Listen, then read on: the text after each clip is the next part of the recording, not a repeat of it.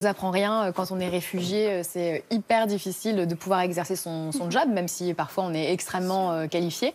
Donc il y a pléthore de métiers qui sont concernés par ça, mais je me suis intéressée aux chefs cuisiniers. Alors bien évidemment, quand ils arrivent en France, ils arrivent avec leurs recettes, les recettes de leur pays, ils arrivent avec leur savoir-faire, leur talent, leur modus operandi, et il ne se passe rien. Ils ne peuvent pas cuisiner.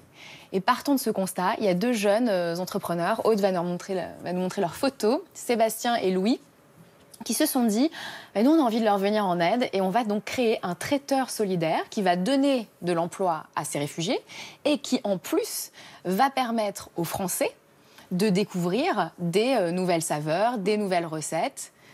Voilà, c'est... Pourquoi ils ont lancé cette initiative, eux ? Alors, eux, et justement, je pense que ça va faire écho avec ce qu'on diffuse comme message ici sur Mille et une vies, c'est que ça faisait 4 ans qu'ils bossaient dans la finance, dans le marketing, et ils ont tout plaqué.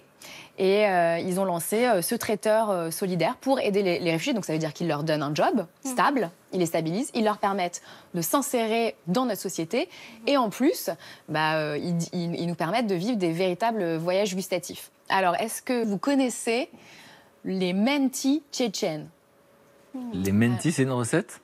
Donc les mentis tchétchènes, ce sont des raviolis à la vapeur de viande avec une sauce aneth et poivron. Et tu sais les faire au moins ou Alors non, parce que bon, je m'y suis pas risquée. Et le muamara.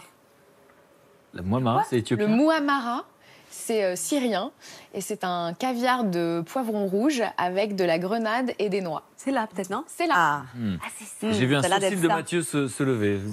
Poivron rouge, grenade et noix, ça me donne une petite Une bonne idée. C'est vrai, Voilà. c'est marrant, c'est qu'on voit, vous entendez l'ingrédient et d'un coup ça se mélange dans votre cerveau et ça arrive jusqu'à votre Limite, palais. le goût arrive, ouais.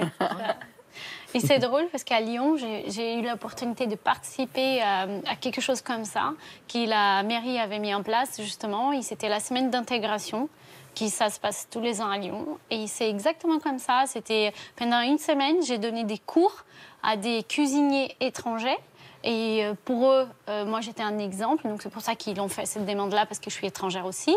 Et j'ai passé donc une semaine à donner des cours et de transcrire en fait... c'est qu'eux, ils avaient comme bagage culinaire par rapport à la France.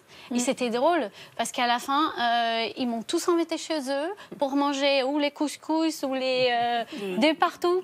Et c'était génial. Et alors ces deux garçons, comment est-ce qu'ils entrent en contact finalement avec les jeunes réfugiés ? Grâce à des associations comme France Terre d'Asile ou Singa qui accueillent en fait ces réfugiés en France et se font donc le relais. Donc ils leur recommandent des profils de cuisiniers. Alors ça peut être des profils professionnels, c'est-à-dire des cuisiniers qui étaient cuisiniers dans leur pays, mais ça peut être aussi des passionnés qui ont une solide expérience, prêts en tout cas à mettre les mains dans la pâte.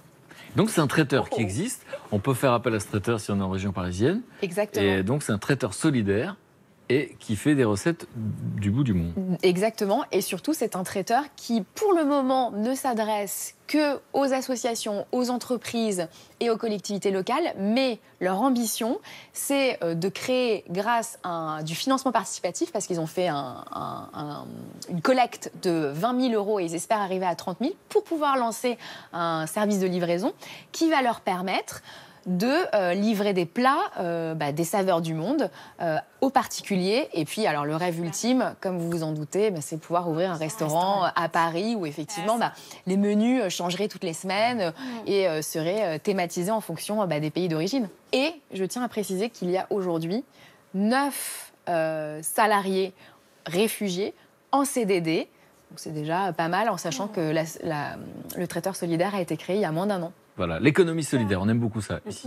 Merci beaucoup. Merci.